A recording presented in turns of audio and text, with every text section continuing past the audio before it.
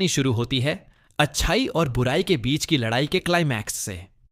Villain ने सोचा कि यह एक खूबसूरत सपना है। वह इसे नष्ट करना और खा जाना चाहता था। अपने आसपास सब कुछ बर्बाद करना चाहता था। अब उसके पास सिर्फ पछतावा है। अगर उसने ऐसा नहीं किया होता तो चीजें शायद अलग खत्म होती।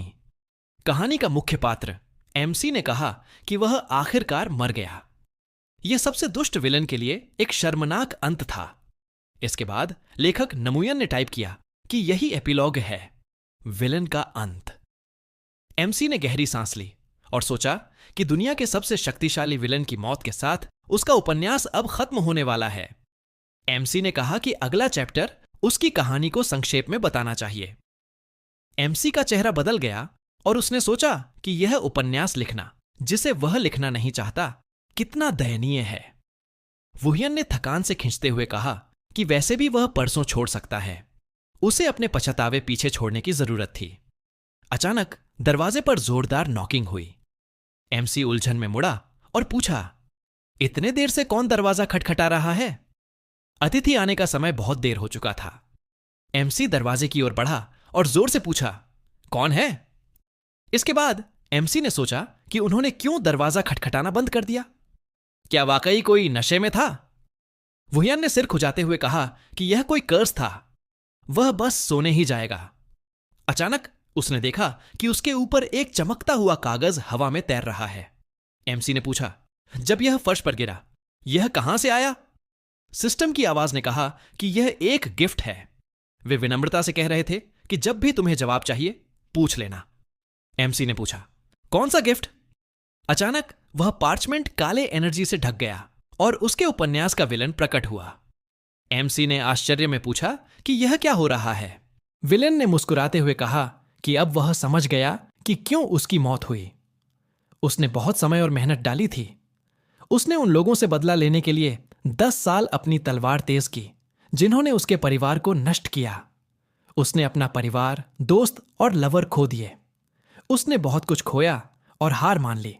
फिर भी वह हार गया, हालांकि वह निश्चित था कि उसे सबसे अच्छी तरह पता है। एमसी ने पूछा कि वह किस बारे में बात कर रहा है। विलन ने डरते हुए लेखक की ओर हाथ बढ़ाया और कहा कि इसलिए उसने यह अपने लिए करने के लिए कहा। वह उसका ध्यान रखेगा। कुछ समय बाद एमसी अपने बिस्तर पर नई छवि में जागा।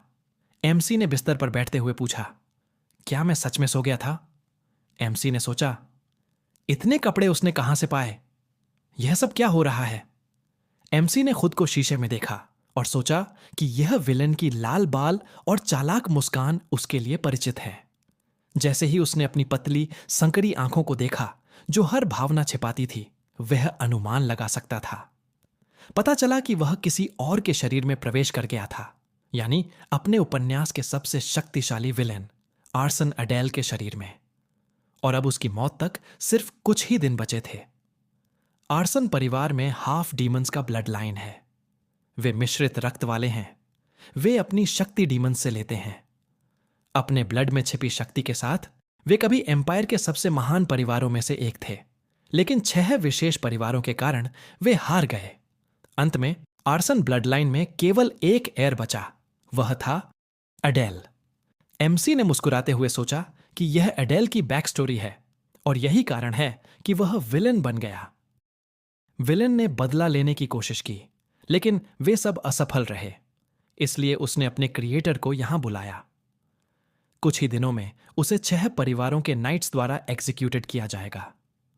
एमसी ने स्टेटस विंडो का इस्तेमाल करते हुए सोचा, टैलेंट के मामले में एडेल अपने उपन्यास में सबसे टैलेंटेड है, लेकिन उसकी टैलेंट मुख्य पात्र की टैलेंट से तुलना नहीं कर सकती।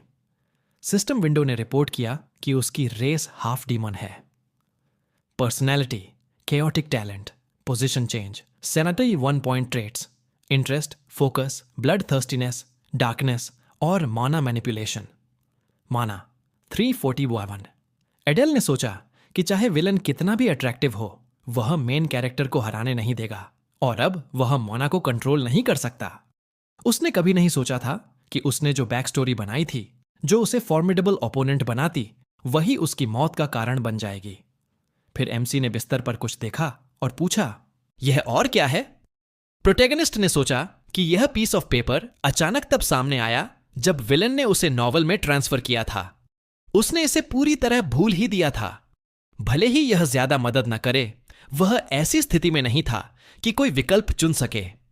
उसने याद किया कि इस पर लिखा था कि जब उसे आंसर्स चाहिए तो वह क्वेश्चंस पूछ सकता है।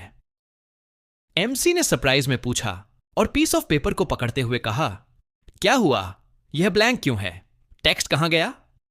यह कर्स है। क्या वह सच में इसी तरह मरने वाला है?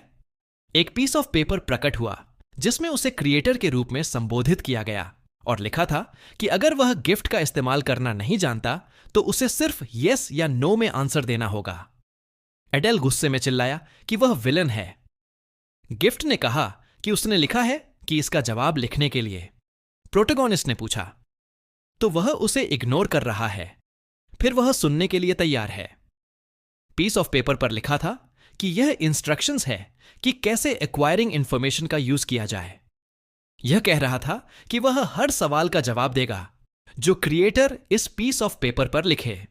कुछ सवाल फ्री हैं, लेकिन कुछ का प्राइस है। प्रोटोगोनिस्ट ने सोचा और पीस ऑफ पेपर पर लिखना शुरू किया, तो वह किसी भी क्वेश्चन का जवाब देगा। गिफ्ट ने कहा कि जितना इंपॉर्टेंट क्वेश्चन होगा उतना ज्यादा प्राइस होगा। एमसी ने पूछा, वह रियल वर्ल्ड में कैसे लौट सकता है? पीस ऑफ पेपर ने जवाब दिया, यह इम्पॉसिबल है। अडेल इरिटेबली सोचा कि उसने इस बात का काउंट भी नहीं किया था। इस मामले में वह कुछ और पूछेगा। प्रोटोगोनिस्ट ने लिखा कि वह पूछता है कि माना का यूज करने की डिटेल्ड मेथड बताई जाए और एडेल की फीचर्स कैसे यूज करें। प्रोटोगोनिस्ट ने सोचा कि उसे सबसे पहले अर्जेंट प्रॉब्लम सॉल्व करनी होंगी। गिफ्ट ने कहा कि इस बात के लिए कोई पेमेंट की जरूरत नहीं है। माना मैनिपुलेशन और फीचर्स को यूज करने की मेथड पहले से ही उसके शरीर में छपी हुई है। क्या वह इसे स्वीकार करना चाहता है? एमसी ने सहमति दी और उसने सोचा कि अब वह मैना महसूस कर सकता है। एडेल ने अपनी एबिलिटीज इस्तेमाल करना शुरू किया। उसकी पहली एबिलिटी थी 5 इंद्रियों को छीनने की क्षमता, डार्कनेस। वह इसमें सफल हुआ। आमतौर पर यह एबिलिटी बहुत ज्यादा होती, लेकिन अब यह उसके लिए यूजफुल होगी। अगली एबिलिटी है ब्लड थर्स्टीनेस। यह अपनी ऑरा से दुश्मन को डराती है और उसने इसे एक्टिवेट करने में सफलता पाई। नाइट्स और ट्रेन्ड सोल्जर्स इसका सामना कर पाएंगे, लेकिन आम लोगों के खिलाफ यह काम करेगा। अब उसे सिर्फ रोग टैलेंट पोजीशन चेंज की प्रिंसिपल समझनी थी। यह एबिलिटी उसे अपने चुने हुए ऑब्जेक्ट के साथ जगह बदलने की क्षमता देती है। यह सबसे अच्छी असैसिनेशन स्किल थी। प्रोटोगोनिस्ट ने सोचा और अपनी एबिलिटी एक्टिवेट की। वह सोलामोन और 5 मीटर दूर स्थित ऑब्जेक्ट को डेजिग्नेट कर सकता था। नॉवल के विलन की ताकत के मुकाबले यह बहुत छोटी क्षमता थी, लेकिन अगर वह प्रैक्टिस करेगा तो यह और पावरफुल बन जाएगी। वह इसे उस आर्मर पर आजमाना चाहता था। सिस्टम विंडो ने बताया कि पोजीशन चेंज 1 मूव के लिए एक्टिवेट हुआ। प्रोटैगनिस्ट आर्मर के अंदर दिखाई दिया, लेकिन फिर वह पीछे फेंक दिया गया और दीवार से टकरा गया। उसने कर्स किया, डैम, पहले ही बार में सफलता नहीं मिलेगी। एडेल ने ग्रिन करते हुए सोचा कि जरूरत पड़ी तो वह इसे डजन्स या हंड्रेड्स ऑफ टाइम्स करेगा, तब सफलता मिलेगी और वह बच जाएगा। इस समय 6 फैमिलीज के नाइट्स चिल्लाए कि उन्हें जल्दी करनी चाहिए। यह उसे डिस्ट्रॉय करने का बेस्ट मोमेंट है। कुछ समय बाद आर्सन फैमिली मैंशन में लायन किंगडम के कैप्टन फेल्ट्स ने मेनेसिंगली पूछा, अब वह कहां है? सर्वेंट ने कहा कि वह अपने रूम में है। उसने पूछा कि वह कैसा है। सर्वेंट ने बताया कि वह कई दिनों से कोई साइंस ऑफ लाइफ नहीं दिखा रहा था। फिर उन्होंने डोर्स खोलकर अंदर गए। प्रोटैगनिस्ट ने मुस्कुराते हुए डैगर हाथ में पकड़कर कैप्टन की ओर देखा और कहा, तो वह आ गया। लगता है वह बच्चा छोड़ने का कोई इरादा नहीं रखता। फेल्ट्स ने डिक्लेयर किया कि वह नॉनसेंस बोल रहा है। उसने नाइट्स को आदेश दिया कि उसे डिस्ट्रॉय करो। प्रोटैगनिस्ट ने अपनी एबिलिटी इस्तेमाल की और अचानक अपने ओपोनेंट को हराया, सोर्ड के साथ प्लेस स्विच करते हुए। उसने शाउटेड किया, वे सिर्फ क्यों देख रहे हैं? उन्हें उसे पकड़ना चाहिए। नाइट्स उस पर रश किए, लेकिन एमसी विंडो से बाहर कूदा, डैगर जमीन पर फेंका। इसके बाद एडेल ने एबिलिटी पोजीशन चेंज 1 का इस्तेमाल कर डैगर के साथ जगह बदल ली। प्रोटैगोनिस्ट ने अपने दांत चबाते हुए सोचा कि उसे आर्सन फैमिली फॉरेस्ट तक पहुंचना होगा। कैप्टन ने शाउटेड किया, वह भाग रहा है, हमें उसे चेस करना चाहिए। कुछ समय बाद आर्सन फैमिली फॉरेस्ट में प्रोटैगोनिस्ट आगे दौड़ रहा था और फटीग से हेविली ब्रीथ कर रहा था। एमसी ने सोचा कि भले ही उसे लक से समहाउ नाइट से बचने और एरिया छोड़ने में सफलता मिली, उसकी सर्वाइवल चांसेस 0 हैं। इसके बजाय वह इस फॉरेस्ट के गेट से डीमन वर्ल्ड में जाएगा। यह वॉर में ह्यूमन से काफी डैमेज झेल चुका था। अगर वह अपनी टैलेंट दिखाए तो शायद उसे एक्सेप्ट कर लें। लेकिन एक समस्या थी, क्या वे पहले ही पकड़ चुके हैं? फेल्ट्स शाउटेड किया कि उन्हें स्प्लिट होकर उसे ढूंढना चाहिए। एडेल ने सोचा कि समस्या यह है कि गेट के लोकेशन का कोई स्पेसिफिक डिस्क्रिप्शन नहीं है। वह निश्चित था कि यह कहीं पास ही होगा। प्रोटैगोनिस्ट ने एक ट्री ब्रांच पर पैर रखा और नाइट फॉरेस्ट में एक डिस्टिंक्टिव साउंड हुई। फेल्ट अचानक प्रकट हुआ, अपने पावर का इस्तेमाल करके सराउंडिंग्स को क्रश करते हुए। उसने डिक्लेयर किया कि उसने आखिरकार उसे पकड़ लिया। प्रोटैगोनिस्ट ने अपने दांत कसते हुए सोचा कि उसकी पोजीशन चेंज एबिलिटी के बस कुछ ही यूजेस बचे हैं। उसे जल्दी करनी थी और गेट ढूंढना था। डैम इट, उसके पास कोई विकल्प नहीं था। एमसी ने एक पीस ऑफ पेपर निकाला और लिखा कि वह जानना चाहता है कि आर्सन फैमिली के जंगल में डीमन वर्ल्ड के गेट का एग्जैक्ट लोकेशन क्या है। गिफ्ट ने रिप्लाई किया कि ऐसी जानकारी का एक प्राइस है, उसे 100 गोल्ड कॉइन्स या कोई आर्टिफैक्ट रेलिक रैंक या उससे ऊपर का देना होगा।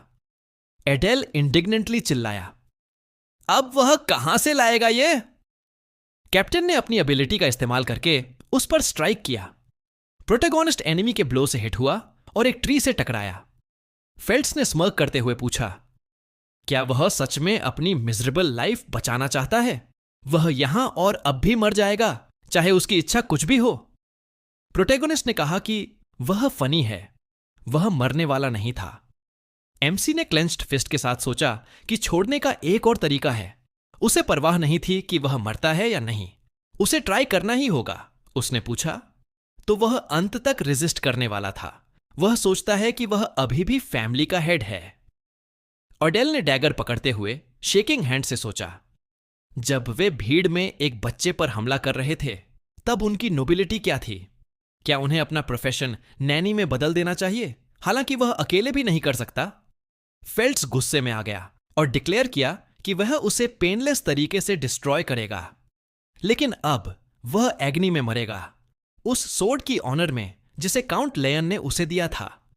फेल्ट्स आगे बढ़ा और शाउटेड किया कि उसे मरना ही होगा। प्रोटैगनिस्ट ने चकल किया और सोचा कि अब एक्शन लेने का समय है। प्रोटैगनिस्ट ने एनिमी के ब्लो को एक पीस ऑफ पेपर से ब्लॉक किया। गिफ्ट ने लिखा कि उसने पेमेंट के लिए धन्यवाद दिया। यह सोर्ड आस्किंग प्राइस से ज्यादा की वैल्यू का था। यह उसे आर्सन फैमिली के जंगल में डीमन वर्ल्ड के गेट तक एस्कॉर्ट करेगा। कैप्टन ने सरप्राइज में उस पर देखा क्योंकि उसकी सोर्ड गायब हो गई थी। एमसी ने डिस्टेंस में ब्राइट फ्लैश ऑफ लाइट देखा और अपनी एबिलिटी इस्तेमाल की। Position change 1। फेल्ट्स शाउटेड किया कि उसे रोकना चाहिए। एडेल ने फॉरेस्ट में दौड़ते हुए सोचा कि वह डैम स्कम है। वह विश्वास नहीं कर सकता कि वह उसे यहां तक फॉलो कर आया। फिर प्रोटैगनिस्ट ने सोचा और गेट पर रुकते हुए कहा कि उसे मिल गया। कैप्टन ने क्लेंच्ड टीथ के साथ शाउटेड किया कि वह उसे एस्केप नहीं करने देगा। फेल्ट्स ने उसके ऊपर एक लॉग फेंका और आखिरी पल में प्रोटैगनिस्ट ने मुड़कर मुस्कुराते हुए कहा कि वे फिर मिलेंगे। कैप्टन गुस्से में बोला कि यह कर्स है। उसने सोचा कि वह डीमन वर्ल्ड में एस्केप कर गया। कुछ समय बाद प्रोटैगनिस्ट ने सोचा, कितना समय बीत गया। गेट से निकलने के बाद जागने पर उसने देखा कि वह एक डंजन में था। यह आर्टिफिशियली क्रिएटेड डंजन एक सीक्रेट डिमोनिक स्पेस था। ऐसी जगह में ड्राइड मीट और स्टोन बेड कहां से आया? क्या इसे किसी ने बनाया है जो ट्रेजर्स की सुरक्षा करता है? वह अनजाने में एक ब्लेड डिफ्लेक्टिंग बैरियर और स्टोन गार्डियन को नोटिस करता है। उसे नहीं पता कि यह हाई रैंकिंग फैमिली ने बनाया है या नहीं, लेकिन यह जगह स्ट्रेंज चीजों से भरी हुई है और यह गार्डियन सिर्फ अपीयरेंस से ही टेरिफाइंग है। अगर वह अभी वहां जाएगा तो वह डेफिनेटली डिस्ट्रॉय हो जाएगा। गिफ्ट ने कहा कि यह पहली और आखिरी बार है जब उसे पेनाल्टी मिली। वह ऐसे आइटम्स ऑफर नहीं कर सकता जो उसके पास नहीं हैं। इस रूल का वायोलेशन करने पर इंफॉर्मेशन एक्सचेंज कैंसिल हो जाएगा। प्रोटैगनिस्ट ने सोचा कि वह सिर्फ अनबैलेंस्ड है, इसलिए इस बार वह उसे फॉरगिव कर देता है। एमसी ने नोटिस किया कि वॉल का एक हिस्सा सस्पिशियस लग रहा है। एडेल ने वॉल को टच किया और सोचा कि वह इसे हाफ डीमन के रूप में महसूस कर सकता है। एक अननोन वॉइस ने कहा कि उसके पास कोई अधिकार नहीं है। प्रोटैगोनिस्ट ने सोचा कि यह डिवाइस बैरियर को एक्टिवेट करता है, लेकिन दुर्भाग्य से वह इसका यूज नहीं कर पाएगा। प्रोटैगनिस्ट ने सोचते हुए कहा और अपने हाथ से बैरियर को छूते हुए कि उसे यहां से निकलने का कोई और तरीका ढूंढना होगा। वह सोचता है कि यह स्टोन गार्डियन से गिरा होगा। अगर यह वास्तव में स्टोन है तो सब कुछ उसके प्लान के अनुसार काम कर सकता है। एमसी ने अपनी एबिलिटी पोजीशन चेंज 1 एक्टिवेट की और ऑब्जेक्ट को बैरियर के दूसरी तरफ स्टोन सेट किया। फिर एडेल ने अपनी एबिलिटी का इस्तेमाल करके स्टोन के साथ जगह बदल ली। प्रोटैगोनिस्ट ने खुशी से डिक्लेयर किया जब गार्ड ने उस पर ग्लेयर किया कि वह वास्तव में सफल हो गया। स्टोन गार्ड ने गुस्से में चिल्लाया और प्रोटैगोनिस्ट ने उसे थकावट भरी नजरों से देखा। कुछ समय बाद पैलेस में एक सर्वेंट ने अपने असिस्टेंट को चिल्लाते हुए इडियट कहा, यहां कैसे स्पिल हो गया? क्री, डीमन वर्ल्ड का हेड और बेयर फैमिली का मुखिया, उन्हें देख रहा था। उसने नोट किया कि बेशक हर कोई बिजी है क्योंकि उसकी बेटी जल्द ही एक हिडन मिड लेवल एरिया पर एक्सपेडिशन की योजना बना रही थी। यह उसके लिए मुश्किल था। क्री ने सोचा कि अगर वह सफल रही तो वह डीमन वर्ल्ड के सैटर्न स्कूल में एनरोल करने के योग्य होगी। हालांकि भले ही उसने उसे रेड फेल करने का आदेश दिया, वह उसकी इच्छा के खिलाफ जाएगी क्योंकि सिर्फ सैटर्न ज्वाइन करके ही वह अपनी मां को मारने वालों से रिवेंज ले सकती थी। उसने साई करते हुए कहा कि वह एक वीक क्रीचर है। क्या वह केवल डीमन लाइक क्रीचर्स वाले स्थान में सरवाइव कर पाएगी? अचानक एक मेड आई और शाउटेड किया कि उन्हें समस्या है। क्री ने स्टर्नली पूछा कि वह इतना फस क्यों कर रही है। उसने सिर झुकाया और माफी मांगी और कहा कि उन्होंने सुना है कि एक अननोन क्रीचर अभी हिडन एरिया में है। उसने पूछा कि क्या यह डंजन में है। मेड ने कहा कि हां, वह वहीं है। उन्होंने पोर्टल ओपनिंग का कोई ट्रेस नहीं पाया। अब सब कंफ्यूज्ड थे। क्री ने पूछा कि क्या उन्होंने व्यक्ति को पहचान लिया। उसने कहा कि उसने अंदर से एक मैकेनिज्म टच किया जिसे केवल वह खोल सकता था, लेकिन उन्हें पता नहीं था कि वह कौन है। उसने सोचा कि शायद वह ह्यूमंस और डीमंस के बीच युद्ध के दौरान बनाए गए गेट से फोर्सिबली समन किया गया होगा। क्री ने कहा कि वह सूनर या लेटर मर जाएगा। उन्हें इसकी चिंता करने की कोई जरूरत नहीं थी। उन्हें सिर्फ अपनी बेटी की एग्जाम की तैयारी पर फोकस करना चाहिए। मेड ने सिर झुकाते हुए कहा कि उसने आदेश समझ लिया। इसके बाद उसने सोचा कि अगर सब कुछ ठीक रहा तो वह एक वंडरफुल सबऑर्डिनेट प्राप्त कर पाएगा, बशर्ते वह हिडन एरिया में मर न जाए। कुछ समय बाद डंजन में प्रोटैगनिस्ट ने डर के मारे स्क्रीम किया और अपनी एबिलिटी का इस्तेमाल करके फिर से बैरियर के पीछे प्रकट हुआ। प्रोटैगनिस्ट ने डरते हुए पूछा, वुल्फ कहां से आया? वह मरने के कगार पर था, तो भले ही बैरियर गायब हो जाए, वह बड़ी ट्रबल में होगा। एमसी ने सोचा कि क्या वुल्फ वास्तव में स्टोन का बना है? वैसे भी वह सिर्फ ट्राई कर सकता है। एडेल ने अपनी एबिलिटी पोजीशन चेंज 1 का इस्तेमाल किया और स्टोन वुल्फ को ऑब्जेक्ट डेजिग्नेट किया। प्रोटैगनिस्ट ने मुस्कुराते हुए सोचा कि वह सफल हो गया। इसके बाद प्रोटैगनिस्ट ने स्टोन वुल्फ के साथ जगह बदल ली, जो बैरियर को तोड़ने की कोशिश में गुस्से में था। एमसी ने नोट किया कि अगर यह क्रीचर ऐसा करता रहा तो यह अंत में खत्म हो जाएगा। अब उसे बस यहां से निकलने का तरीका ढूंढना था। एडेल ने देखा कि एक नया क्रीचर स्टोन का बना है और सोचा कि शायद उसने जल्दी कंक्लूजन निकाल लिया। इस जगह हर स्टेज में ऑब्स्टिकल्स थे। यह स्टोन मॉन्स्टर उस वुल्फ से भी ज्यादा डेंजरस लग रहा था। कुछ समय बाद प्रोटैगनिस्ट ने फिर से एनिमी के साथ जगह बदल ली और उसे बैरियर के पीछे छोड़ दिया। प्रोटैगनिस्ट ने डंजन में आगे बढ़ते हुए सोचा कि उसने सही कंक्लूजन निकाला कि ये स्टोन क्रीचर्स जीवित नहीं माने जाते। जब तक उसकी एबिलिटी पोजीशन चेंज है, वह ट्रैप से बाहर निकल पाएगा। कुछ समय बाद एक अननोन वॉइस ने कहा ग्रीटिंग करते हुए कि वह अंत तक पहुंच गया। एमसी ने सरप्राइज में पूछा, क्या यह सच में एक आउटसाइडर का स्वागत कर रहा है? यह बॉस रूम जैसा लग रहा था। क्या वहां कोई है? एडेल ने शॉक में सोचा, क्या यह सच में एक डेथ नाइट है? इसकी ताकत फेल्ट्स के बराबर हो सकती है। डेथ नाइट ने कहा, जब प्रोटैगनिस्ट अपनी एबिलिटी इस्तेमाल कर रहा था, मैं तुम्हारा सम्मान करता हूं कि तुम यहां आए। एक पल में बॉस बैरियर के पीछे दिखाई दिया और प्रोटैगनिस्ट ने पूछा, जब वह बॉस रूम के अंदर प्रकट हुआ, क्या यह ट्रेजर चेस्ट है? यह तो उससे बड़ा है जितना उसने सोचा था। इस पर एक ब्लैक ड्रैगन की नक्काशी भी है। एमसी ने सोचा कि उसने कहीं पहले ब्लैक ड्रैगन का क्रेस्ट देखा है, लेकिन क्यों याद नहीं आ रहा। एडेल ने नोट किया कि हाई रैंकिंग डीमन फैमिलीज में स्लॉथ, ग्रीड, लस्ट, राथ, ग्लटनी, एनवी और एक और है। प्रोटैगनिस्ट ने सोचा कि यह ईविल और प्राउड है, ठीक ब्लैक ड्रैगन की तरह। बेयर्स फैमिली का हेड, 7वां डेडली सिन, प्राइड। प्रोटैगनिस्ट डर के मारे चीख पड़ा, यह तो शाप है। एमसी ने सोचा कि अगर उन्होंने उसे पकड़ लिया तो वह जरूर मर जाएगा। एडेल ने चेस्ट खोला और कहा कि अगर अच्छे तरीके से कुछ न हुआ तो वह बस चेस्ट से सब ले जाएगा और भाग जाएगा। यहां कोई ना कोई यूजफुल आइटम जरूर होगा जो उसे एस्केप करने में मदद करेगा। अचानक चेस्ट से डार्क स्लाइम जैसा क्रीचर निकला और उसके शरीर में घुस गया। प्रोटैगनिस्ट दर्द से चीख उठा, सिर पकड़ते हुए, और उसे क्रिटिकल डैमेज मिला। कुछ देर बाद प्रोटैगनिस्ट ने सोचा, जबकि उसका शरीर कांप रहा था, वह कितनी देर बेहोश रहा? क्या उसकी बाईं आंख नष्ट हो गई? उसे ब्लैक आई कहां से मिला? शायद वह लिक्विड जो उस पर गिरा था वही कारण है। एमसी ने स्टेटस विंडो खोला, जो बदला नहीं था। सिर्फ एक नई फीचर आई थी, आई ऑफ एरोगेंस। यह डायनामिक विजन का अल्टीमेट इंप्रूवमेंट था। यह एनिमी को मारने के बाद एक्टिवेट होता है। एडेल ने हंसते हुए सोचा, यह बिल्कुल भी बुरा नहीं है। उसने सही चॉइस की थी डीमन वर्ल्ड में आने की। उसके पास सब कुछ है जिसकी उसे जरूरत थी। अब उसके मूव करने का समय है। प्रोटैगनिस्ट मुश्किल से खड़ा हुआ और नोट किया कि वह चेस्ट पर फोकस्ड था, लेकिन बाहर निकलने का कोई रास्ता नहीं था। अब वह क्या करे? उसने छोटा सा कमोशन पैदा कर दिया था और बाहर कई एनिमीज उसका इंतजार कर रहे होंगे।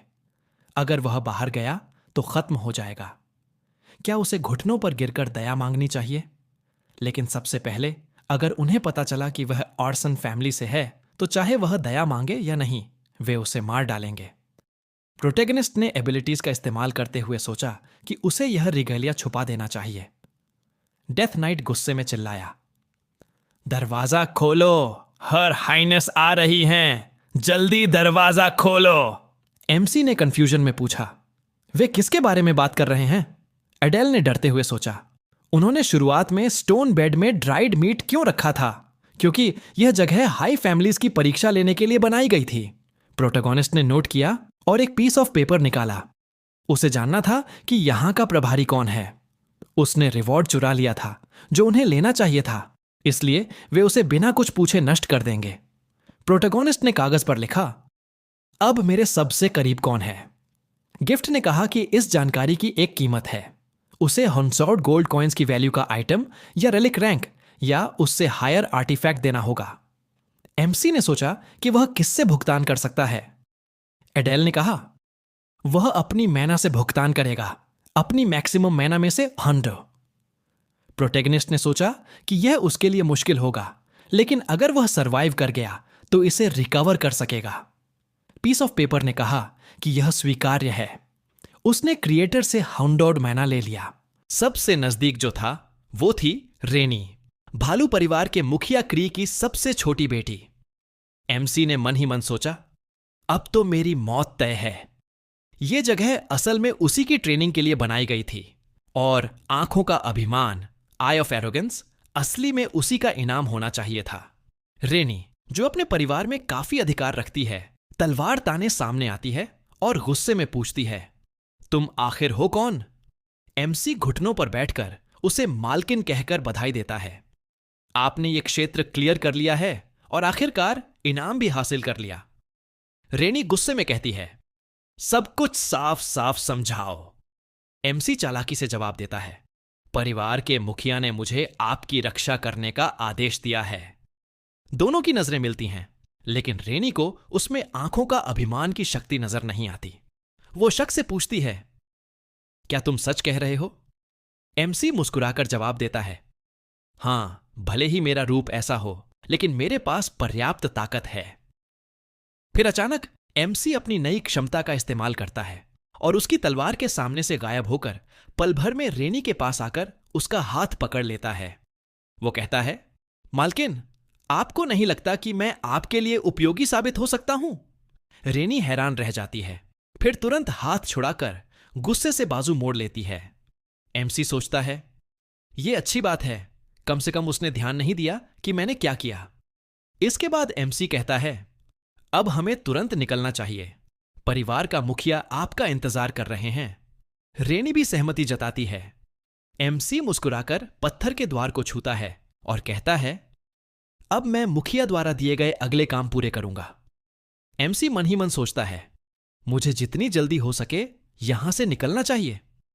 लेकिन अचानक रेनी डरते हुए पूछती है, क्या पिताजी खुद यहां आए हैं? एमसी चौंक जाता है और सामने आता है भालू परिवार का मुखिया क्री। खून से भरी आंखों से वो देख रहा है।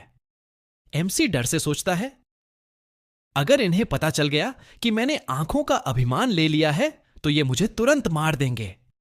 लेकिन ये शांत क्यों हैं? क्री अपनी बेटी से पूछते हैं, क्या तुमने क्षेत्र क्लियर कर लिया? रेनी सिर झुकाकर कहती है, हां पिताजी। क्री गहरी नजरों से देखकर कहते हैं, ठीक है, अब मेरे साथ आओ। एमसी सोचता है, ये आखिर चाहते क्या हैं? इतने सारे दानवों से घिरे होने पर तो भागना नामुमकिन है।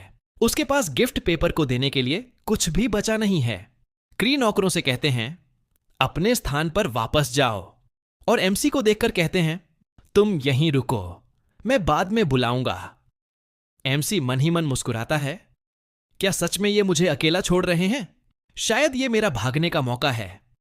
लेकिन नहीं, झाड़ियों में छिपे दानव मुझे जाने नहीं देंगे। कुछ देर बाद क्री अपने ऑफिस में रेनी से कहते हैं, तुमने आखिरी परीक्षा पूरी कर ली है, अब तुम्हें अकादमी में दाखिला लेना चाहिए। रेनी सिर झुकाकर सहमति जताती है। फिर क्री सोचते हुए पूछते हैं, उस लड़के के बारे में तुम्हारा क्या विचार है? रेनी को उसका स्किल और स्पीड याद आती है और वो कहती है, वो काफी ताकतवर है। क्री हल्के से मुस्कुराया और बोला, अब मैं सब समझ गया हूं। वो अपनी पीठ के पीछे हाथ बांधकर सोचता है, चूंकि उसने खुद को योग्य साबित कर दिया है, अब ये चाहो तो सैटर्न अकादमी जा सकती है।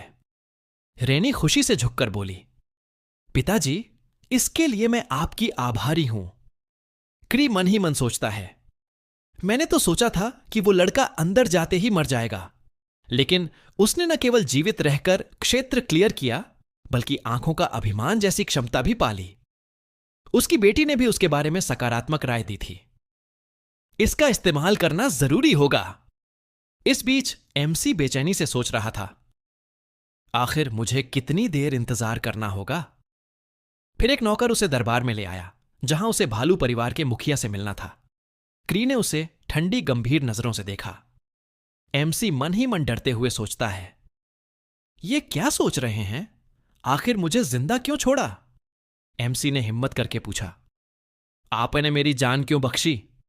क्री हल्का सा हंसा और अपनी डरावनी आभा, सिनिस्टर ऑरा छोड़ते हुए बोला, क्योंकि तुमने मेरी बेटी को बेवकूफ बनाने में अच्छा काम किया। एमसी दांत भींचते हुए बमुश्किल खड़ा रहा, लेकिन धीरे धीरे घुटनों पर गिर गया। इतनी भारी दानवी ऊर्जा, डिमोनिक एनर्जी सहना उसके लिए मुश्किल हो रहा था। एमसी चिल्लाया, क्या आप मुझे मारने वाले हैं? क्री मुस्कुराकर बोला, नहीं, तुम एक काफी समझदार इंसान हो। फिर पूछा, तुम्हारा नाम क्या है? एमसी ने अपना नाम बताया और सीधा खड़ा हुआ। तभी क्री ने उसका नाम लेकर अपनी शक्ति का इस्तेमाल किया और उसे अपनी ओर खींच लिया। एमसी ने डरते हुए पूछा, आप मुझसे चाहते क्या हैं? क्री ने काले जादू, डिमोनिक मैजिक का प्रयोग किया और बोला, अपना मुंह खोलो और वही बोलो जो तुमने मेरी बेटी से कहा था। अगर तुम्हारे मन में कुछ और चल रहा होगा तो यह जहर तुम्हारा दिल चीर कर रख देगा। फिर उसने आदेश दिया, तुम्हारे रहने की व्यवस्था कर दी गई है। जब तक तुम्हें बुलाया न जाए इंतजार करो। एमसी जमीन पर गिर पड़ा, गले को पकड़कर भारी सांस लेने लगा और मन ही मन बोला, ये अभी क्या था? कुछ समय बाद भालू परिवार की जमीन पर बने एक घर में नौकर ने कहा, अब से आप यहां रहेंगे। एमसी मन ही मन सोचता है, तो इसका मतलब है कि क्री की इच्छा से मैं इस घर का कैदी बन गया हूं। नौकर बोला, आप यहां अपने घर जैसा महसूस कर सकते हैं। एमसी ने उसे देखते हुए सोचा, कम से कम उसने मेरी जान तो बख्श दी, पर फिर भी मैं बस इस्तेमाल हो रहा हूं। वो बिस्तर पर बैठा और सोचा, शायद क्री ने मुझे मान्यता दी है। क्या इस दुनिया में मेरे लिए वाकई कुछ अच्छा इंतजार कर रहा है? लेकिन इस चीज से छुटकारा तो पाना ही होगा। एमसी ने अपनी क्षमता का इस्तेमाल किया और चौंकते हुए बोला, मैंने कर दिखाया, यह वाकई जिंदा नहीं है। उसने छोटे से काले ड्रैगन को देखा और मुस्कुराया। अगर यह प्रयोग असफल हो जाता तो मैं अभी तक डर से जम चुका होता। अगर इसे नष्ट किया तो क्री को तुरंत पता चल जाएगा। तो अब क्या करूं? अचानक वो प्राणी जाग उठा, क्योंकि अब उसे उसकी देह से मना नहीं मिल रही थी। एमसी ने अपना हाथ बढ़ाया और काली आभा डार्क ऑरा निकालकर कहा, ये लो, खा लो। मेरे पास और कोई विकल्प नहीं है, मुझे इसे शांत करना ही होगा। उसने उस प्राणी को अपने बिस्तर पर रखा और थकी हुई आवाज में बोला, आखिरकार अब मैं थोड़ी देर आराम कर सकता हूं। एमसी ने मन ही मन सोचा, मेरे गले से कितने ही फंदे अभी हटे हैं, शायद मैं तुरंत ही सो जाऊं। अचानक उसके सामने सिस्टम विंडो खुली। Race, half demon personality, chaotic talent, position transfer अब 2 बार इस्तेमाल, traits, interest, concentration, killing intent, darkness, mana manipulation और आई ऑफ एरोगेंस। मैक्स मना अब घटकर 241 रह गया। एमसी मुस्कुराया और मन ही मन बोला, तो अब मेरी असली यात्रा शुरू होती है। यहां से कहानी और खतरनाक मोड़ लेती है, क्योंकि अब एमसी आधा दानव बन चुका है और भालू परिवार की छाया में जीना उसकी मजबूरी है। एडेल ने सोचा कि उसे यह पहले ही जांच लेना चाहिए था। उसकी एबिलिटी पोजीशन चेंज 2 स्तर तक बढ़ गई थी, लेकिन उसकी माना उसे चिंता में डाल रही थी। उपन्यास के मुख्य पात्र की तुलना में उसकी माना बहुत ही तुच्छ थी। अब वह इसे कैसे बढ़ाए? उसे क्या करना चाहिए? हालांकि उसे एक तरीका याद था, लेकिन कुछ समय बाद रेने ने कहा कि उसे यह तरीका पसंद नहीं है। मुख्य पात्र ने मजबूरन मुस्कुराकर पूछा, इसका मतलब क्या है? उसने सोचा कि उसके रेने का गार्डियन बने हुए 3 दिन बीत चुके थे। रेने हमेशा ठंडी प्रतिक्रिया देती थी। जब वह छोटी थी उसका स्वभाव बहुत हंसमुख था, लेकिन अपनी मां के इंसानों के हाथों मारे जाने के बाद वह बदल गई। उपन्यास का लेखक होने के नाते एमसी को उसके लिए अपराध बोध होता था। इसी समय सेवक ने आकर कहा कि भालू परिवार का मुखिया उन्हें बुला रहा है। एमसी ने सोचा कि शायद वजह यह है कि रेने ने सैटर्न में प्रवेश किया है। हालांकि वह चाहती थी कि उसे यह अवसर मिले, क्योंकि उसने डंगोनन रेड में सफलता पाई थी, लेकिन क्री ने इसकी अनुमति नहीं दी थी। भालू परिवार के मुखिया ने कहा कि सैटर्न कोई आसान जगह नहीं है। उसकी वर्तमान क्षमताओं के साथ वहां जाने पर वह केवल निश्चित मृत्यु पाएगी और अपनी मां का ठीक से बदला भी नहीं ले पाएगी। एडेल ने सोचा कि शायद उसे यहां नहीं होना चाहिए। क्री ने आगे कहा कि अगर रेने एडेल को अपना गार्डियन मान लेती है तो ही वह उसे अकादमी में जाने की अनुमति देगा। सबने आश्चर्य से एडेल की ओर देखा। रेने ने सिर हिलाया और कहा कि वह इसके खिलाफ है। एमसी ने सोचा, क्या वह सच में मुझसे इतनी नफरत करती है? सैटर्न वह अकादमी थी जहां दानव जगत के सारे होनहार बच्चे इकट्ठा होते थे। वे हमेशा इंपीरियल अकादमी से संघर्ष में रहते थे, जहां उपन्यास के मुख्य पात्र पढ़ते थे, और इस सेटिंग के हिसाब से रेने समेत कई छात्र मारे गए थे। यह वह सबसे खतरनाक जगह थी जहां किसी भी छात्र की जिंदगी कभी भी खत्म हो सकती थी। एमसी यह नहीं समझ पा रहा था कि रेने इतनी जिद से वहां क्यों जाना चाहती है। अगर वह उसकी जगह होता तो वह कुछ और करता। हालांकि यह उसके लिए शक्ति इकट्ठा करने का सबसे अच्छा विकल्प हो सकता था, लेकिन उसे अधिकांश बड़े घटनाक्रम पहले से ही पता थे जो इंपीरियल अकादमी और सैटर्न के बीच होंगे। उसे कम से कम कोशिश तो करनी ही चाहिए। मुख्य पात्र ने कहा कि उसकी भी एक शर्त है। एमसी ने भालू परिवार के मुखिया को देखते हुए सोचा कि अगर उसे वहां भेजा ही जा रहा है तो उसे कम से कम कुछ लाभ तो मिलना चाहिए। एडेल ने कहा कि उसकी मांग माना से जुड़ी है। क्री हल्के से हंस पड़ा और बोला कि उसने सोचा था कि यह मांग वर्म, कीड़े से जुड़ी होगी। एमसी थोड़ा घबरा गया और मन में सोचा कि उसे पता नहीं लगने देना चाहिए कि वर्म का जहर अब उसके शरीर में नहीं है। क्री मुस्कुराया और कहा कि वह बड़ा ही ढीठ बच्चा है, यह मुश्किल काम नहीं है, इसलिए वह उसकी बात मान लेगा। रेने अब जा सकती है। एमसी ने देखा कि रेने की आंखों में हत्या करने की इच्छा झलक रही थी। क्या वह सच में अकादमी में उसके साथ जाने से इतनी अनिच्छुक थी? कुछ देर बाद एमसी ने सोचा कि उसे क्या मिलेगा। शायद माना एलिक्सिर दिया जाए, हालांकि कोई आर्टिफैक्ट भी काम आ सकता है। लेकिन अगर यह परिवार की धरोहर निकली तो परिवार शायद बहुत संवेदनशील प्रतिक्रिया देगा। क्री ने अपनी बेटी को बाहर भेजते हुए कहा कि तो यह परिवार का खजाना है। उसने अपनी क्षमता का प्रयोग करते हुए कहा कि वह जानता है कि एमसी की माना बहुत कम है।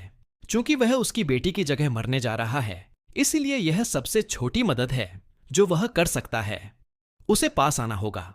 वह भालू परिवार की माना वृद्धि तकनीक, माना ऑगमेंटेशन टेक्निक उसे सौंपेगा। एमसी चौंक गया। क्या वह सच में माना वृद्धि तकनीक देने वाला है? क्री ने उसका सिर पकड़ते हुए कहा, दानव देवता, मैं प्रार्थना करता हूं कि यह सेवक अराजकता केस के प्रवाह को देख सके। उसे न्याय दो और हजारों दानवों को भूखा मत रहने दो, लेकिन उन्हें परीक्षा में मत डालो। मुझे यह करने दो और मेरा नाम महिमा पाए। जैसे ही यह प्रार्थना पूरी हुई, एमसी ने दांत भींच लिए। उसके शरीर पर एक गहरी अंधेरी आभा छा गई। क्री मुस्कुराया और बोला, कोई साधारण व्यक्ति यह प्रार्थना सुनकर अपना दिमाग खो बैठता, लेकिन तुम सच में बहुत दिलचस्प हो। अपनी साधना तकनीक, कल्टीवेशन टेक्निक के जरिए दानव देवता सीधे उसे माना से पुरस्कृत कर रहे थे, इसलिए वह जितना चाहे उतना ले सकता था। एमसी घबराते हुए सोचने लगा कि वह किस दानव देवता की बात कर रहा है। क्री ने कहा कि लगता है उसका परिवार 7 घातक पापों 7 डेडली सिंस से जुड़ा हुआ है। एडेल ने आश्चर्य से पूछा, आप किस बारे में बात कर रहे हैं? वह मुस्कुराते हुए बोला कि चूंकि उसने उसके अंदर जहरीला कीड़ा डाल दिया है, इसीलिए फर्क नहीं पड़ता अगर वह जासूस भी निकले तो। एमसी ने सोचा कि आर्सन का परिवार 7 घातक पापों से जुड़ा हुआ है, लेकिन उसे याद नहीं कि उसने उपन्यास में कभी यह लिखा हो। क्री ने कहा कि अब वह जा सकता है। कुछ समय बाद जंगल में एमसी पद्मासन लगाकर ध्यान कर रहा था। एमसी मुस्कुराते हुए सोच रहा था कि यहां साधना करना बेहतर होगा, क्योंकि उसकी माना कभी भी नियंत्रण से बाहर जा सकती है। एडेल ने दानव देवता की ओर ध्यान केंद्रित किया और सोचा कि एक बार जब वह दानव देवता से दानवी ऊर्जा स्वीकार कर लेगा, तब वह इंसानी माना का उपयोग नहीं कर पाएगा। लेकिन उसके पास कोई और विकल्प भी नहीं था। दानव देवता ने कहा कि वह एक अर्ध जाति, हाफ ब्रीड है।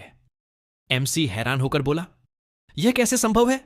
दानव देवता ने कहा कि उसे शक है कि यह बच्चा उससे जुड़ा है।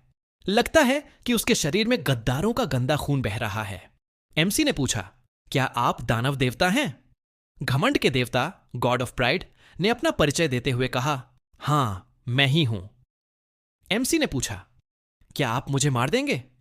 उसने जवाब दिया, अगर मैं चाहता तो तुम उसी पल मर जाते जब तुमने मुझसे बात की, लेकिन एक वजह है कि मैं तुम्हें अभी मारना नहीं चाहता।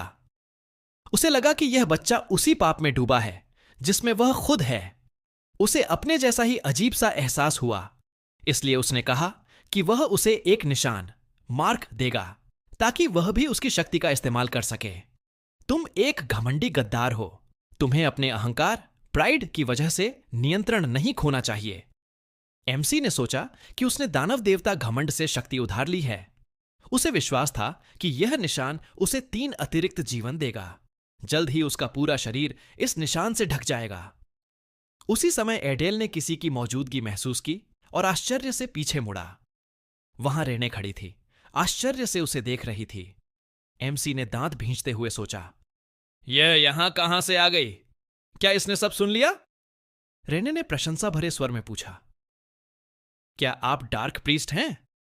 एमसी ने घबराकर मुस्कुराते हुए सोचा, यह क्या कह रही है? कुछ समय बाद एमसी के घर में एडेल ने स्टेटस विंडो खोली और सोचा कि दानव देवता का निशान मिलने के बाद 1 महीना बीत चुका है। उसकी माना 248 से बढ़कर 1105 हो गई थी। एमसी ने सोचा कि उसने कड़ी मेहनत की थी, लेकिन उसने कभी उम्मीद नहीं की थी कि उसकी माना इतनी जल्दी 3 गुना हो जाएगी। शायद यह सब उसकी क्षमताओं, रुचि, इंटरेस्ट और एकाग्रता, कंसंट्रेशन की वजह से था। कुछ ही सालों में वह मानव जगत की 6 परिवारों, 6 फैमिलीज के उत्तराधिकारियों को भी पार कर सकता है। और अपनी वर्तमान स्थिति में तो वह किसी एक गुप्त क्षेत्र, सीक्रेट एरिया को जीत भी सकता है। लेकिन उससे पहले उसके सामने एक और समस्या थी। वह मेरे घर के सामने ही क्यों अभ्यास कर रही है, जबकि ट्रेनिंग ग्राउंड भी है? एमसी ने सम्मानपूर्वक रेने से कहा। रेने ने झुककर उसे प्रणाम किया। एमसी ने सोचा कि उसने अब उससे दूरी बनाना बंद कर दिया है, जो अच्छा था। लेकिन उसने सोचा कि शायद उसने उसे डार्क प्रीस्ट समझ लिया है। यह समझ में आता था क्योंकि इस दुनिया में केवल डार्क प्रीस्ट ही दानव देवता से संवाद कर सकते थे।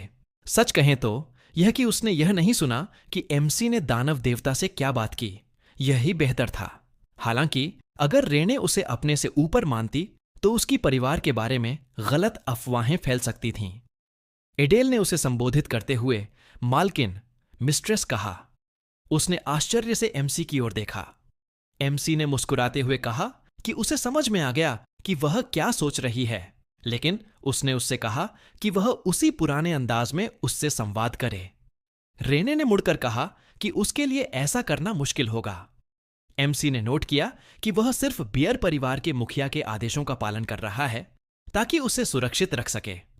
उसने कहा कि उसे उसके प्रति सहज रहना चाहिए। उसने कहा कि एमसी को उसे पानी लाना चाहिए। एमसी ने पूछा कि क्या वह सच में ऐसा कह रही है? रेने ने कहा कि उसने खुद ही कहा था कि उसे उसके प्रति सहज रहना चाहिए। ट्रेनिंग के बाद वह थकी हुई और प्यास लगी थी। एडेल ने सोचा कि यह बियर परिवार के सदस्य से कम की उम्मीद नहीं थी।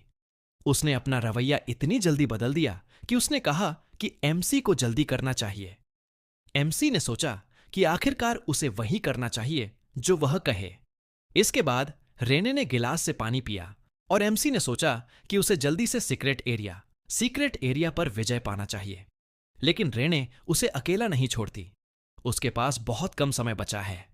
एमसी को सब कुछ तय करना होगा इससे पहले कि वह दानव दुनिया में प्रवेश करे। उसे वो खजाना, ट्रेजर चाहिए था ताकि वह साइटन एकेडमी में जीवित रह सके। एमसी ने पूछा कि क्या उसने सैटर्न में नामांकन की तैयारी पूरी कर ली है। रेने ने पूछा कि वह अचानक इसमें क्यों दिलचस्पी ले रहा है।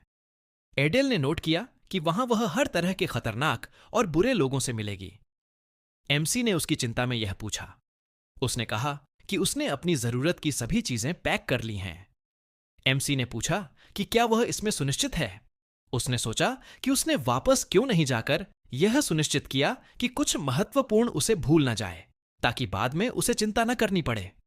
रेने ने पूछा कि वह किस ओर इशारा कर रहा है। एमसी सीधे बोल सकता था।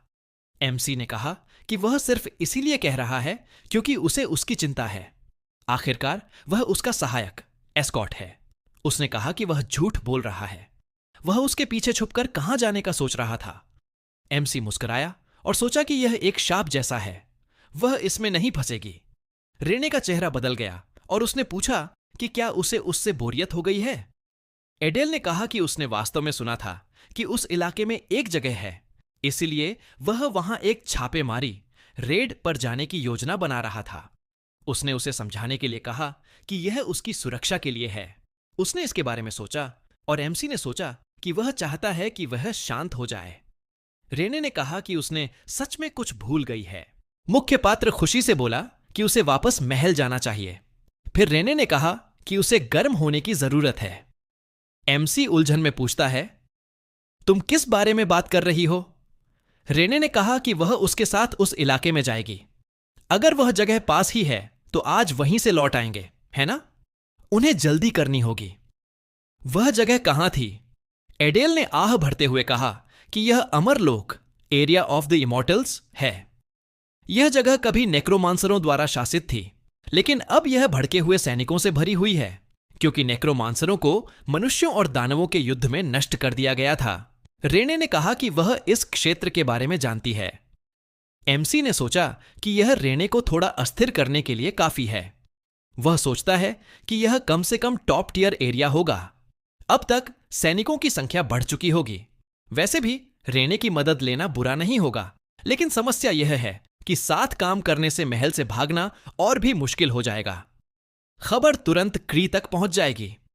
एडेल मुस्कुराया और कहा कि अगर यह उसके लिए अनावश्यक बोझ है तो उसे जाने की जरूरत नहीं है। अगर नेता को पता चल गया कि उसने उसकी अनुमति के बिना छोड़ दिया। रेने ने कुछ नहीं कहा। वह एक गुप्त रास्ता जानती है। कुछ समय बाद उसने अपनी हाथ की ओर इशारा किया और कहा, यहां से। एमसी ने दीवार में छेद देखकर आश्चर्य व्यक्त किया और कहा कि लगता है वह इस इलाके को अच्छी तरह जानती है। रेने ने अपने हाथ बांधे और चुप रह गई। एडेल ने सोचा कि वह अक्सर यहां से चुपके से निकलती होगी। उसने सुझाव दिया कि पकड़ में आने से पहले एमसी उसके साथ चले। एमसी ने हामी भरी। कुछ समय बाद वे पहाड़ की चोटी तक पहुंचे और एमसी ने मुस्कुराते हुए पूछा, हमें कितनी देर तक चलना होगा?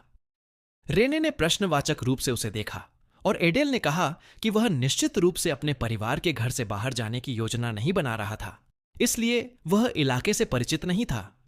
रेने ने कहा कि वे लगभग वहां पहुंच चुके हैं, उन्हें बस इसे पार करना है। एमसी ने कहा, हां। उसने सोचा कि वे लगभग पहुंच चुके हैं। रेने ने कहा, हां। कुछ समय बाद वे रुक गए और एडेल ने चारों ओर देखा और कहा कि लगता है वे पहुंच गए हैं। वे खंडहरों के बीच खड़े थे जब अचानक रेने चिल्लाए, शापित सरबेरस का बेटा। एमसी ने सोचा कि वह शाप देने वाली है। उसे किसी भी हालत में रेने से यह छिपाना होगा कि वह आर्सन परिवार का है। केवल उसे ही इस क्षेत्र में जाने का रास्ता पता था। एडेल ने बगल की ओर इशारा किया और कहा कि वह सोचता है कि वे रास्ता खोदकर पार कर सकते हैं। रेने ने उत्तर दिया, हां। विशाल पत्थर की मूर्ति के नीचे ज़ॉम्बी सैनिक इस भूमि की रक्षा कर रहे हैं। एमसी ने कहा, यह तो बाहर निकलने का रास्ता होना चाहिए। क्या मैं आगे बढ़ूं? रेने ने उत्तर दिया, नहीं, वह करेगी। वे नीचे उतरे और एडेल ने चारों ओर देखा। उसने सोचा कि अंदर अपेक्षा से ज्यादा उजाला है। रेने रुकी और कहा, इस तरफ। वे सही जगह पहुंचे। एमसी ने सोचा, यह बियर के क्षेत्र से पूरी तरह अलग स्तर पर है। यहां कम से कम सैकड़ों नई कब्रें होंगी। रेने आगे बढ़ी, अपनी तलवार की मूठ पकड़ते हुए, और कहा, चलो। एडेल पीछे चला और खुशी से चिल्लाया, शानदार! अचानक जमीन से एक हाथ निकला, उसके बाद कंकाल। उन्होंने रेने और एमसी को अलग अलग तरफ से घेर लिया, अपनी हड्डियों के हाथों में हथियार पकड़े हुए। एडेल मुड़ा और चिल्लाया, मालकिन, वह इसे उसके हवाले कर देगा। रेने ने संक्षेप में उत्तर दिया, हां। माना ने अपनी तलवार फेंकी और कंकालों पर हमला किया, कई को टुकड़ों में तोड़ दिया। एमसी ने उसे देखकर सोचा कि उसके साथ जाने का निर्णय सही था। उसने चिल्लाया, इस भीड़ के पीछे कहीं नेक्रोमांसर समोनर होना चाहिए। रेने ने राक्षसों से लड़ना जारी रखा और कहा, अच्छा। एडेल ने कहा कि वह जल्दी ही उसके पास पहुंच जाएगा। अचानक अभी अभी टुकड़ों में टूटे कंकाल फिर से जीवित हो गए। रेने ने इसे देखकर आश्चर्य व्यक्त किया और पूछा, वे फिर से जीवित हो गए? एक आवाज आई, जो यहां आने की हिम्मत करता है उसे निडर होना चाहिए। नेक्रोमांसर ने आदेश दिया कि चोरों को समाप्त किया जाए। रेने चिल्लाई, वे बार बार जीवित हो रहे हैं, हमें क्या करना चाहिए? एमसी उसके पास भागा और जवाब दिया, यह सब उस समोनर की वजह से है। उसने रेने से कहा कि रुकना मत, आगे बढ़ते रहो। रेने मुड़ी और पूछा, क्या? कंकाल एमसी की ओर बढ़ा और जोर से गरजा। उसने कुछ ही सेकंड में उसका खोपड़ी काट दी। एडेल ने कहा कि उसे पता था कि उन्हें हटाने का आसान तरीका है। रेने ने चिल्लाया, समझ गया। उसने कहा। महाना ने फिर से अपना शरीर फेंका और नेक्रोमांसर की ओर दौड़ी। उसने उन्हें रुकने का आदेश दिया। एमसी ने चिल्लाया, हमें इस राक्षस से निपटना होगा। उसने राक्षस के हाथ में ऑर्ब देखा और सोचा, जैसे ही वे समोनर का गोला तोड़ देंगे सब खत्म हो जाएगा। अब वह नई क्षमता पोजीशन चेंज का उपयोग भी कर सकता है। अचानक रेने के सामने एक विशाल राक्षस प्रकट हुआ और जोर से गरजा। एमसी ने महसूस किया कि यह आसान नहीं होगा। उसने डर के साथ चिल्लाया, मालकिन! रेने आगे बढ़ी और जोर से चिल्लाई। राक्षस के टुकड़े चारों ओर उड़ गए। एमसी ने इसे आश्चर्य से देखा और फिर पोजीशन चेंज 2 का उपयोग किया। उसने अपने हाथ में तलवार को कसकर पकड़ा और नेक्रोमांसर की ओर दौड़ा। एडेल ने सोचा कि नई क्षमता पोजीशन चेंज 2 वस्तुओं को आपस में बदलने के लिए है। उसने पोजीशन चेंज 2 एक्सचेंज सक्रिय किया। उसने अपनी तलवार को नेक्रोमांसर के गोले से बदल दिया और खुशी से चिल्लाया, पकड़ लिया! नेक्रोमांसर डर के मारे बोला, नहीं! एमसी ने अपने हाथ में गोला कसकर पकड़ा और राक्षस ने पूछा, यह कैसे हो सकता है? सभी कंकाल मार दिए गए और एडेल खुशी से बोला, उन्होंने कर दिखाया मालकिन। रेने ने उत्तर दिया, हां। नेक्रोमांसर ने उनका धन्यवाद किया और एमसी ने चारों ओर देखा और सोचा कि यहां हुई त्रासदी उसके लिखे हुए कारण हुई। वे शांति से रहें। रेने ने एडेल की ओर मुड़कर पूछा, क्या अब कुछ और करना बाकी है? एमसी मुस्कुराया और हाथ से इशारा करते हुए उत्तर दिया, हां, अब इनाम लेने का समय है। उसने चमकते हुए खजाने को देखा और सोचा कि अब वह आखिरकार वह आइटम प्राप्त कर पाएगा जो वह चाहता था। सिस्टम विंडो ने रिपोर्ट किया, फैंग ऑफ डार्कनेस। यह डार्क स्टील से बनी एक डैगर है जो अंधकार को मना में बदल देती है। अंधकार में यह धार और गति में सुधार करती है। Eternal full moon. यह एक अंगूठी है जो मना संवेदनशीलता और चांदनी को अवशोषित करती है। एमसी ने डैगर उठाई और खुशी से देखा। उसने सोचा कि इसके साथ वह अपनी अंधकार की विशेषता को पूरी तरह से उपयोग कर पाएगा। अंगूठी के बारे में क्या? यह नुकसान नहीं करेगी, लेकिन उसे वास्तव में इसकी जरूरत नहीं थी। उसने पलटा और पूछा, क्या आप अंगूठी लेना चाहेंगी मालकिन रेने? और वह डैगर लेगा। रेने ने सोचते हुए मुस्कुराया और कहा, ठीक है। एडोल मुस्कुराया और कहा, तो इस तरह उन्होंने इसे बांटा। उसने रेने का हाथ लिया और उससे कहा कि उसे अनुमति दे। उसने अंगूठी उसकी अंगुली में डाली, जिससे वह बहुत शर्मिंदा हुई और फिर उसका हाथ खींच लिया। एमसी ने उसे प्रश्नवाचक नजरों से देखा और सोचा, वह ऐसे क्यों प्रतिक्रिया दे रही है? क्या दानव भी अपनी अंगुली में अंगूठी डालने को इतना महत्व देते हैं? उसने पूछा, मालकिन, उसे अंगूठी कैसी लगी? रेने ने अंगूठी की ओर देखा और हल्का हकलाया, यह सुंदर है। एमसी ने सोचा कि उसे यह पसंद आई और चूंकि उसने बॉस के साथ काम निपटा लिया था, वह सारा सोना ले लेगा।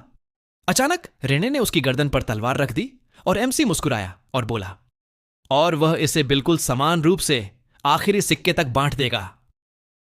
एरिया साफ करने के बाद वे हवेली लौट आए। एडेल ने कहा, उन्होंने इसे खाने से पहले तैयार कर लिया। रेने ने उत्तर दिया, हां। एमसी ने अपना समय रेने के काम पूरे करने और अपनी मना प्रशिक्षण में बिताया। 1 महीने बाद एमसी ने अच्छा प्रगति की। मना ई के 1000 पीटरिस अंक से बढ़कर ई के 1290 अंक हो गई। एडेल के पास लगभग ई के 1300 मना अंक हो चुके थे। दानव दुनिया में यह औसत आंकड़ा है। कुछ दिनों बाद क्री ने उसे और रेने को बुलाया। जब वे ऑफिस में प्रवेश किए, क्री खिड़की के पास खड़ा था। उसने मुड़कर कहा कि अब उन्हें सैतौन भेजने का समय आ गया है। एमसी ने सोचा, समय आ गया है। क्री ने कहा कि आज वे राजधानी जाएंगे दाखिला लेने के लिए। क्या सभी तैयारियां पूरी हो गई हैं? एमसी और रेने ने उत्तर दिया, हां। क्री खिड़की की ओर मुड़ा और हाथ पीछे जोड़कर कहा, उन्हें जाने दो। वह शक करता है कि उन्हें विदाई की जरूरत है। रेने ने नजर झुकाई और चुप रही, फिर सिर हिलाया। उसने मुड़कर बाहर की ओर चली गई। इसके बाद एडेल ने झुककर कहा कि वह मालकिन के साथ जाएगा। वह जाने ही वाला था कि अचानक क्री ने उसे बुलाया। उसने आशा व्यक्त की कि वह इसे संभाल सके। एमसी मुस्कुराया और कहा, हां। कुछ समय बाद सड़क पर एक रथ खड़ा था, जिसके चारों ओर सेवक इकट्ठा हुए थे। बटलर ने अपने हाथ से रथ को थपथपाया और कहा कि वे तुरंत रवाना होंगे। एमसी ने खिड़की की ओर देखा जहां क्री खड़ा था और सोचा, उसने उन्हें विदाई नहीं दी, लेकिन वह मानता है कि दानवों को भी अपने बच्चों के लिए वही भावनाएं होती हैं। एमसी अपने भविष्य को लेकर चिंतित था, लेकिन चूंकि चीजें इस तरह हुईं, वह सैतौन में अपने लक्ष्य तक पहुंच जाएगा। कुछ समय बाद वे रवाना हुए। एडेल ने रेने की ओर देखा और सोचा कि उसने अब तक एक शब्द भी नहीं कहा। क्या उसने कुछ गलत किया? रेने ने उसकी नजरों को महसूस किया और सोचा कि उसे पहली बार मिलने से ही वह पसंद नहीं आई। उसका रूप संदिग्ध था, लेकिन वह जितना सोचा उससे कहीं अधिक प्यारा था। एमसी ने उसे उलझन भरी नजरों से देखा और फिर हंसते हुए पूछा, आज मौसम सुहावना नहीं है? रेने ने सोचा कि उसकी हरकतों और बातों में वजन नहीं है और उसकी शारीरिक ताकत लगभग नहीं के बराबर है। क्या वह सच में पादरी है? एमसी खिड़की की ओर मुड़ा और सोचा कि वह उसकी नजरों से क्यों नहीं हट पा रही है। रेने ने आह भरी और सोचा, कितनी मूर्खता है। उसने उसे दानव देवता से बात करते देखा, फिर भी वह उस पर शक क्यों कर रही है? उसने सब कुछ गड़बड़ कर दिया, है ना? रेने ने अपनी अंगुली में पहनी अंगूठी को देखा और शर्मिंदा हुई। उसने सोचा कि यह एक शाश्वत प्रतिज्ञा है। दानव दुनिया में जब कोई दानव किसी अन्य दानव की अंगुली में अंगूठी डालता है तो इसे एक अनुष्ठान कहा जाता है। उसने इसे बिना ज्यादा कुछ कहे किया। उसने कौन सी प्रतिज्ञा ली, यह वह सोच रही थी। अचानक एमसी ने उसे बाधित करते हुए कहा, मालकिन, वे 1 घंटे में वहां होंगे। समय तो बहुत जल्दी बीत गया। रेने ने उसे देखा, फिर मुड़कर कहा, ठीक है। एडा ने उसे प्रश्नवाचक नजरों से देखा और पूछा, मालकिन, क्या उसने कुछ गलत किया? रेने ने उसे चुप रहने का इशारा किया। वह थोड़ी देर झपकी लेने वाली थी। एमसी ने उत्तर दिया, ठीक है। कुछ समय बाद एमसी गाड़ी से उतरा और कहा, वे पहुंच गए हैं। उसने विशाल इमारत की ओर देखा और कहा, तो यह दानवों की दुनिया की राजधानी है। हालांकि यह मानव दुनिया के शहरों से ज्यादा अलग नहीं है। उसने कहा, यह एक मध्ययुगीन राजधानी है। एडेल ने इस पर सोचा, कुछ अंतर जरूर हैं। उदाहरण के लिए कुछ मानवों के सींग हैं और उनके अन्य शारीरिक भिन्नताएं भी हैं। विशेष रूप से अभिजात्य दानव अलग दिखते हैं। उनके शरीर पर टैटू होते हैं। यहां उसकी गर्दन पर भी ऐसा टैटू है। रेने ने मुड़कर पूछा, वह वहां खड़ा किस लिए है? हमें जाना चाहिए। एमसी ने अपने विचारों से बाहर आकर कहा, हां मालकिन, तो अब उनका अगला गंतव्य कहां है? रेने ने उत्तर दिया, द्विवार्षिक प्रवेश परीक्षा 2 दिन बाद दोपहर में होगी। उन्हें पहले से पंजीकरण कराना होगा। एमसी ने सोचा, अगर केवल 2 दिन में परीक्षा है तो राजधानी में थोड़ी सैर क्यों न करें? रेने ने उत्तर दिया कि उसका मन नहीं है। एमसी ने उसे उलझन भरी नजरों से देखा और पूछा, मालकिन, शायद वह। रेने ने उसे बीच में ही काटते हुए कहा कि समय नहीं है, उन्हें पंजीकरण कराने जाना होगा। एडेल ने सोचा, क्या उसके बैक स्टोरी में यह नहीं लिखा कि वह अपनी मां के मरने के बाद से घर से बाहर नहीं गई? वह उसे बिल्कुल भी समझ नहीं पा रहा था। उसने चारों ओर देखा और सोचा, तो यह है सैतौन। अविश्वसनीय। यह सामान्य विश्वविद्यालय से 3 गुना बड़ा है। वे पंजीकरण डेस्क की ओर बढ़े जहां एक दानव बैठा था। उसने कहा कि पंजीकरण स्वीकार कर लिया गया है। वह 2 दिन बाद वापस आ सकता है। उसने जोर से चिल्लाया। इसके बाद एडेल पंजीकरण डेस्क पर गया और कहा कि वह प्रवेश के लिए पंजीकरण कराने आया है। बूढ़े ने पूछा कि वह कौन है। एमसी ने उसे उलझन भरी नजरों से देखा और बूढ़े ने कहा कि वह दानव जैसा नहीं दिखता। उसने झुंझलाहट में चिल्लाया, एक आधा दानव सैतौन में आवेदन करने की हिम्मत करता है? हां, वे युद्ध हार गए, लेकिन अब मेरी राय में कोई भी हमारी अकादमी में आवेदन कर सकता है। एमसी ने थोड़ी उदासी के साथ सोचा। उसे लगा कि उसका भविष्य बहुत उज्जवल नहीं है। दानव ने झुंझलाहट में चिल्लाया कि उसके जैसे छोटे चूहों के कारण। अचानक उसका चिल्लाना रेने के प्रश्न से बाधित हो गया। यहां क्या चल रहा है? बूढ़े का चेहरा बदल गया और उसने पूछा, वे सींग? यह वाकई अद्भुत है। वह सोचता रहा कि वह मृत्यु लोक के पापों वाले परिवार के वारिस को देख रहा था। अगर वह आवेदन करेगी तो उसे अपनी पहचान और अपने परिवार का नाम बताना होगा। उसने उत्तर दिया, रेने, बियर्स परिवार। यह उसका रक्षक है जो उसके साथ पंजीकरण कर रहा है। दानव ने कागज की ओर झुककर पूछा, एक आधा दानव रक्षक के रूप में? उसके परिवार ने निश्चित रूप से अपनी आवश्यकताओं को कम कर दिया था और यहां तक कि सैतौन में प्रवेश तक की अनुमति दी थी।